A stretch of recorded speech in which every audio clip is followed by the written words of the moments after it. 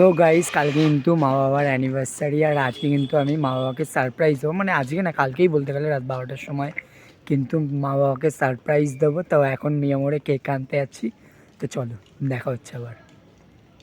Anniversary birthday cake, সেরা cake কিন্তু মিয়ামোড়েই পাওয়া যায়। এতটা সুন্দর কিন্তু কেক বিক্রি হয় এখানে। আর এখন কিন্তু ক্রিসমাস অফার চলছে।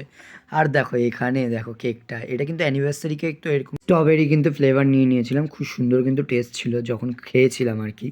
আর দেখো এখানে কিন্তু মা অ্যান্ড বাবা লিখে দিচ্ছে।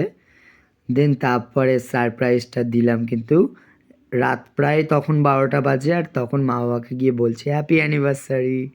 আর দেখতে দেখতে কিন্তু 24টা বছর কিন্তু কাটিয়ে দিল দুজন একসঙ্গে। আমি চাই যেন তোমরা ঠিক এরকমভাবেই থাকো।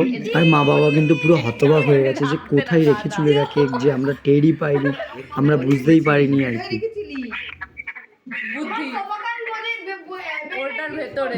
তারপরেই কিন্তু অ্যানিভার্সারি সেলিব্রেট হচ্ছে কেক কেটে। আসলে প্রত্যেকটা ভালোবাসার মানুষই চায় জীবনের শেষ দিন পর্যন্ত, শেষ নিঃশ্বাস পর্যন্ত একে অপরের পাশে থাকবে। সেরকমভাবে কিন্তু দেখতে দেখতে 24 বছর কাটিয়ে দিল আমার মা বাবা।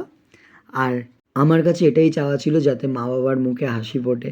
প্রত্যেকটা মা বাবাই চায় তার সন্তান জন্য এরকমভাবেই সারপ্রাইজ দেয় আর কি।